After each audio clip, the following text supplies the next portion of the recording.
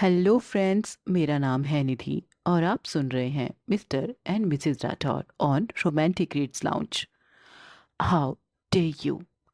रात में डिनर के समय जब सभी खाना खाने बैठे तो यश ने घर की औरतों को भी साथ में बैठकर खाना खाने के लिए कहा और इस बात पर बूंदी देवी की यश के साथ बहस हो गई, जिसके बाद वो डाइनिंग टेबल से उठकर गुस्से से तमतमाती हुई अपने कमरे में चली गई।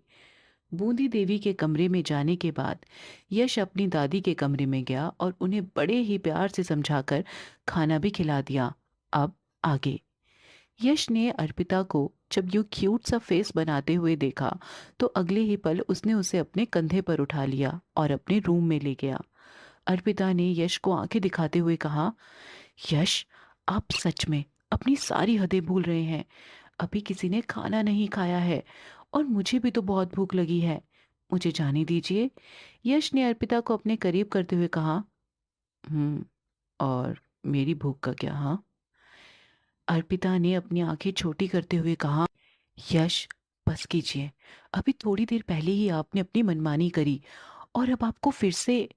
इसके बाद के शब्द अर्पिता के मुंह में ही रह गए और वो चुप होकर नीचे फर्श की तरफ देखने लगी। वहीं यश अर्पिता की बात सुन मुस्कुराते हुए बोला, अभी मैं फिर से क्या? हाँ, अपनी बात पूरी करो। वो अभी आपस में बात कर ही रहे थे कि केतकी जी ने उनके कमरे के दरवाजे पर नॉक किया। नॉक की आवाज सुन यश ने अर्पिता को छोड़ दिया और अपने कमरे का दरवाजा ओपन किया। अपने सामने केतकी जी को देख यश ने उनसे कहा, "हम्म, क्या हुआ काकी?" केतकी जी ने यश की तरफ देखकर कहा, वो मैं अर्पिता को बुलाने आई थी। उसने खाना नहीं खाया है ना?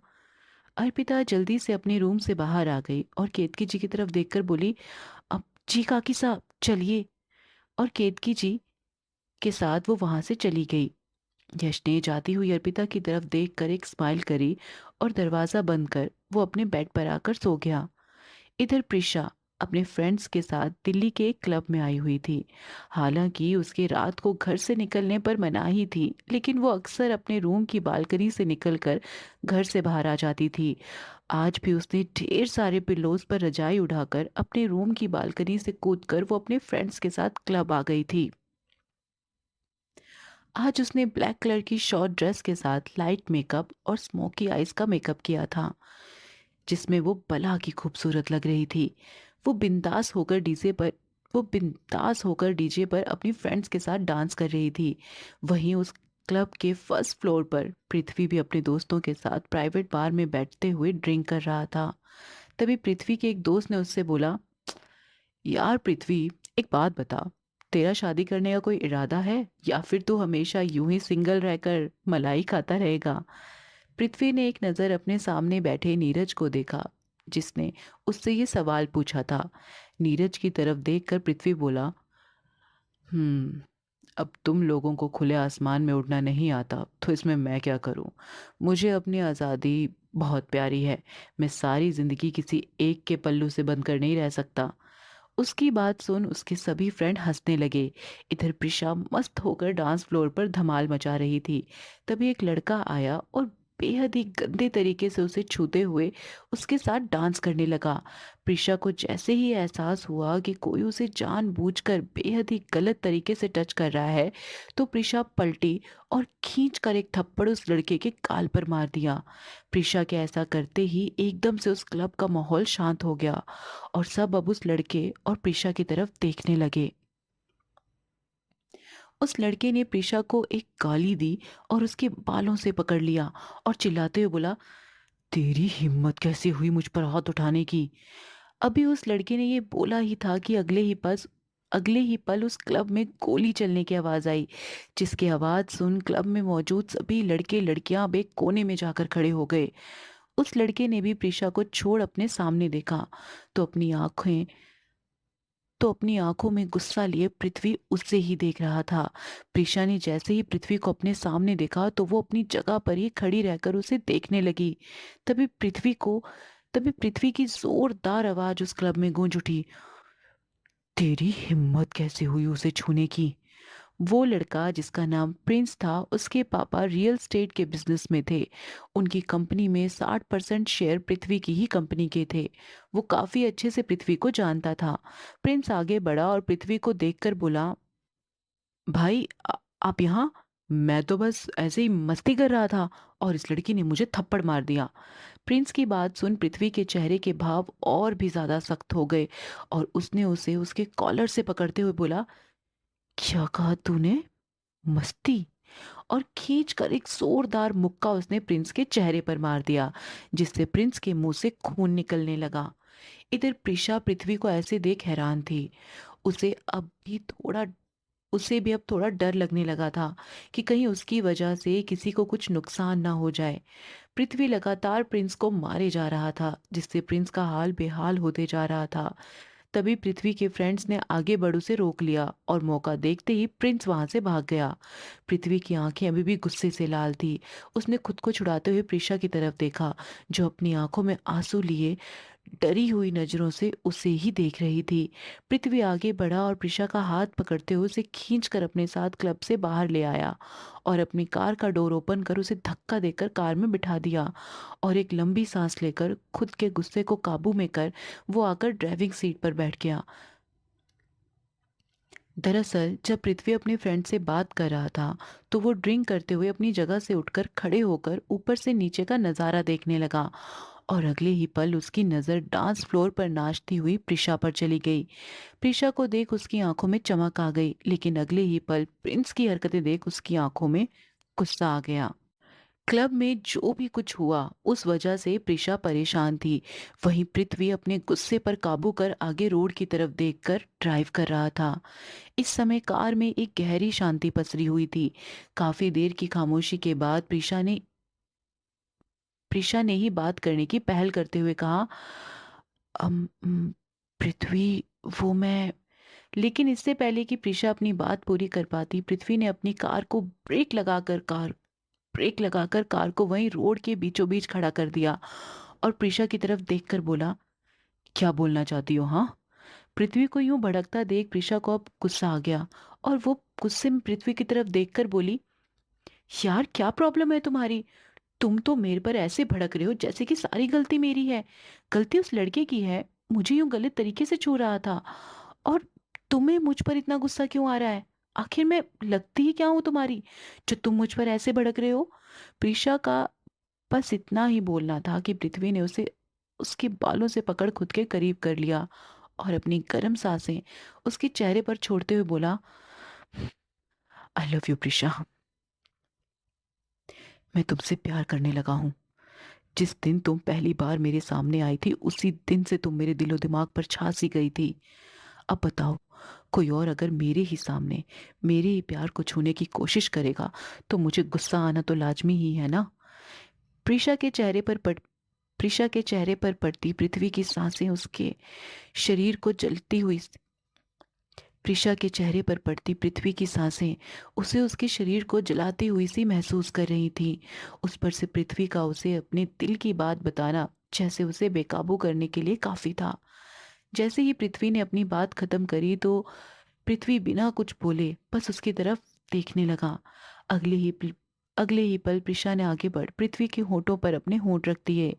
प्रिशा के ऐसा करने से पृथ्वी थोड़ा शॉक्ड था, लेकिन प्रिशा का टच महसूस होते ही उसने प्रिशा को अपने करीब कर अपनी गोद में बिठा लिया और उनकी किस अब स्मूच में बदल गई। उनकी वो स्मूच अब एक डीपली किस में बदल गई। प्रिशा की लाइफ की ये फर्स्ट किस थी।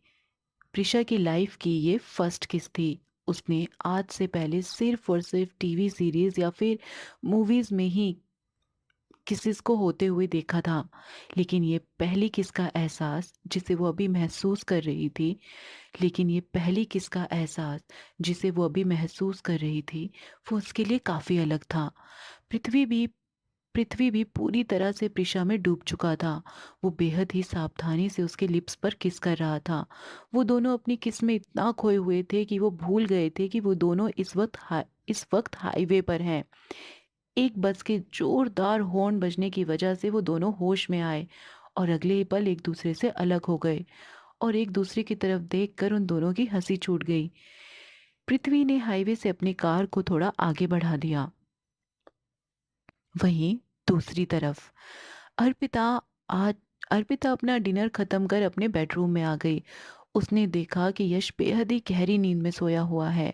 अर्पिता भी अपने कपड़े चेंज कर बेड पर लेट गई और टेबल लैंप की लाइट बंद कर वो भी सो गई। इधर आंचल अपने कमरे में लेटी हुई थी। उसे नींद कहाँ थी, इसलिए वो बार बार करवट बदल रही थी। दरअसल उसकी तबीयत कुछ ठीक नहीं थी। उसे हल्का फीवर था, जिस वजह से वो अपने रूम में ही दवाई खाकर रेस्ट कर रही थी।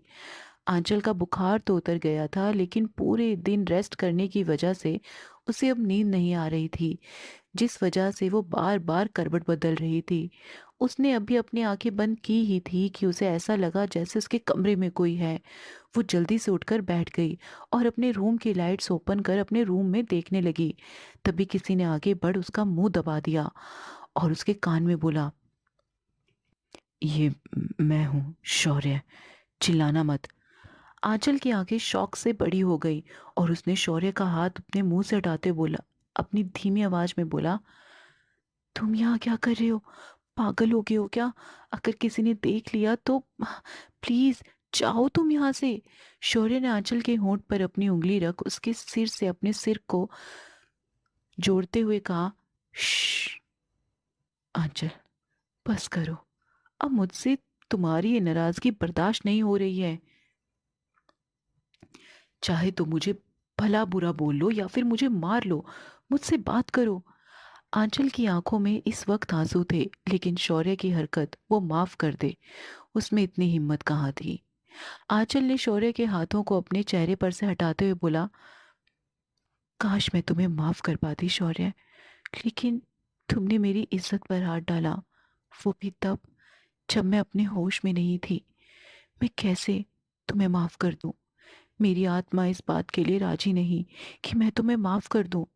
मैं तुमसे बहुत प्यार करती हूँ शौर्य, लेकिन किसी भी लड़की के लिए सबसे पहले उसकी अस्मत आती है, जिसे तुमने अपनी जलन और गुस्से में आकर तार तार करने की कोशिश करी थी।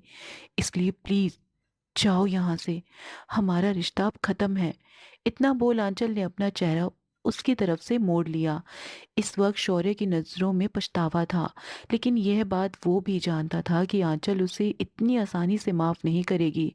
शौर्य ने अपनी निगाह आंचल की तरफ डाली और बोला, ठीक है आंचल, तुम अगर मुझे माफ नहीं कर सकती तो मत करो, लेकिन मैं भी देखता हूँ कब तक। मैं तुमसे पूरी जिंदगी माफी मांगने के लिए तैयार हूँ।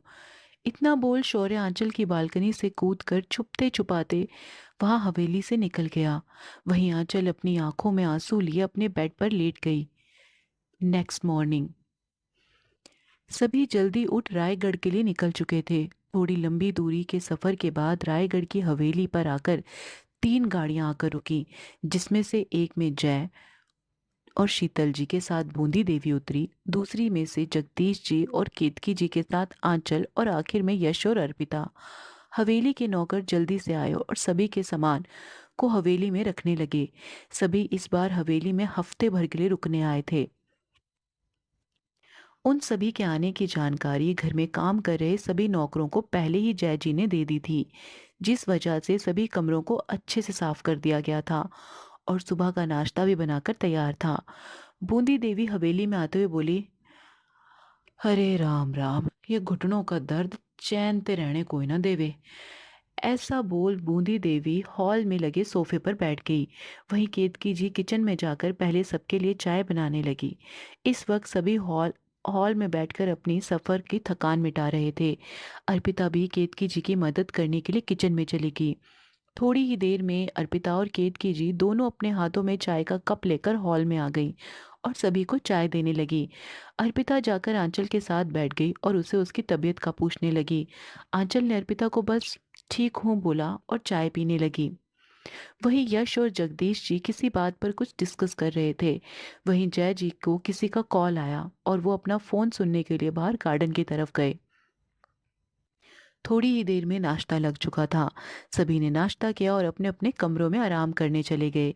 अर्पिता अपने कमरे में आई और आकर ब्लैंकेट ओढ़कर सो गई, लेकिन उसे पता था कि इस वक्त वो अपने ससुराल में है, इसलिए उसने अपने मोबाइल में 1 घंटे का अलार्म लगाकर अपना फ़ोन साइड में रखा और आंखें बंद कर सोने की कोशिश करने लगी। Thank you. आगे कहानी में क्या होता है, जानेंगे नेक्स्ट पार्ट में।